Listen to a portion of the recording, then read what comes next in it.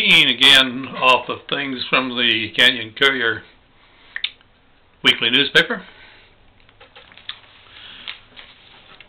Search for lost hunter directed by local men. ALPINE rescue team. Quite a number of mountain men on it, good men. And they not only do things like is going to be reported in this article, they also started a special kind of scout troop where the troop is a, well, like sometimes there'll be a scout troop associated with a police force. This scout troop was associated with the ALPINE rescue team, and one of the team leaders was the scoutmaster. Our son Roy joined that organization, wasn't a member at this particular time. But he learned a lot about mountain climbing, rappelling, and so on, had a good time, and some wonderful experiences with that group.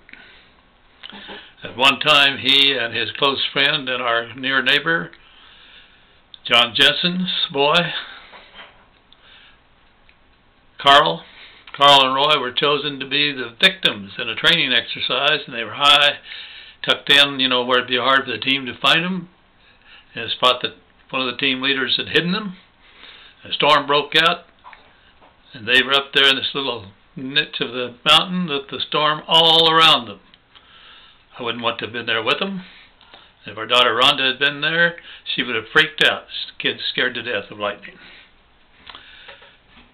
This particular article says, 2 Evergreen men directed the search Saturday for Robert Sankey of Westminster, hunter and father of 2, and then ended up they found the body.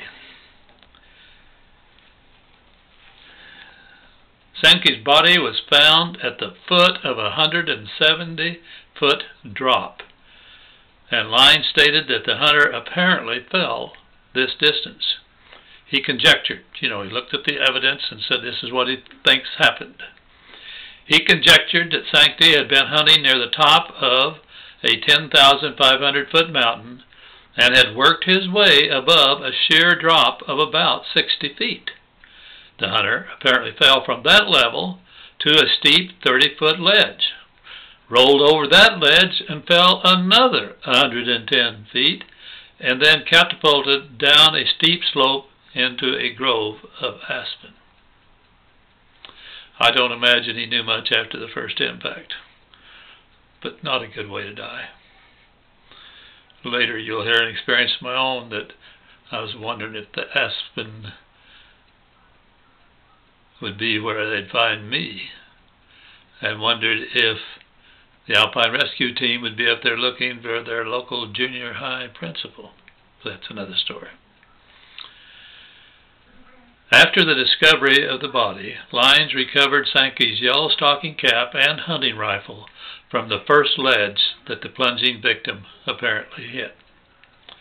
Lines then belayed the hunter's body down the steep slope of the aspen grove in a litter to a point where it could be placed on a horse and taken to the base camp.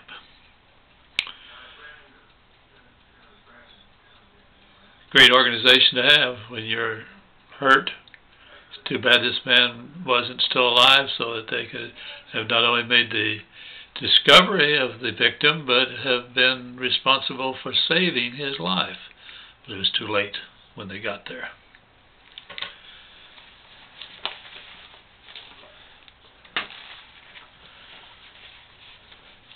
The next headline is Thursday, November the 28th, 1963. Community joins nation in mourning death of Kennedy. I was watching a junior high match that afternoon. Seems like maybe I've already put this on a YouTube entry. And the secretary came in and told me that the president had been shot, and a few minutes later, through her husband's trucking company, the word came up that the people for that company that were in Dallas said he will to be found to be alive. They saw brains fly when one of the shots hit him. real shock. Not any more of a shock to me than to the rest of the nation. But I can tell you right now, a real shock. I'll look and see. If I haven't covered that, I'll cover it in more detail from a family point of view. But right now, I'm just going to skip over it and go down to the second article on the page. Mrs. Anderson recalls McKinley assassination. You know, it's kind of hard to realize how young our nation is. I was a little bit shocked to see that there was somebody alive and well in, Evergreen, that had witnessed and was right close. Listen to what Mrs. Anderson says. The writer says, the tragic events of the past week have caused many to recall earlier tragedies. Mrs. Walter, Betty Anderson of Brookvale, has had occasion to relive the assassination of President William McKinley, the 25th President of the United States. Betty and her mother, Mrs. Hortense de Rudder, stood fourth in line to shake the hand of President McKinley that fateful day in 1902. It was at the Pan American Exposition. She and her mother, heard the shot, saw President McKinley sink to the floor, and heard him say, "Don't tell Ida." With that, panic broke loose, and Betty and her mother had a difficult time getting out of the building, but they made it safely. However, and at home awaited the news, and a few days later they learned that the president had died at the home of a friend in Buffalo. I found that very interesting. First of all, that they were there and so near that they could have been hurt. But the second thing was that they heard him say, "Don't tell Ida." And of course, I think President McKinley at that time was assuming that he would be wounded and not killed, and he did not want his wife to worry. Good man. Good man.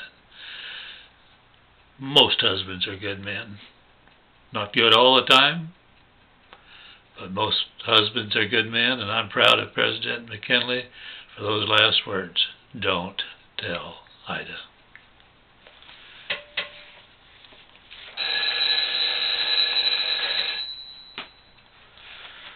Well, one other article. The king is dead. Struck me strange, right in connection with the death of our president. The king of the village is dead. The gentle old dog was about 13 years old, died quietly while asleep in his warm bed. Until about a year ago, he lived on the Evergreen Main Street, where nearly everyone stopped to say hello or to give him a bit of food. But he got older, and a year or two ago, Mrs. Peggy King took him home to give him a safer, more regular diet. But everybody loved the king, and the king is dead. Seemed kind of strange that would be an article in the paper right at the time we're mourning the death of our very popular, very beloved President Kennedy.